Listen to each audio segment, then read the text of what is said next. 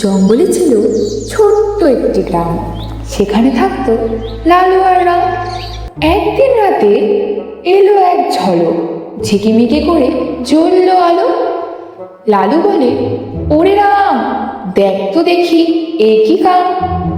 জঙ্গলে আলো জ্বলছে কেন? ভূত নাকি নাকি রহস্য কোনো? চলো চলো, ভয় পেলে তো হবে না কো ভালো। লাইট নিয়ে ওরা সামনে আসে।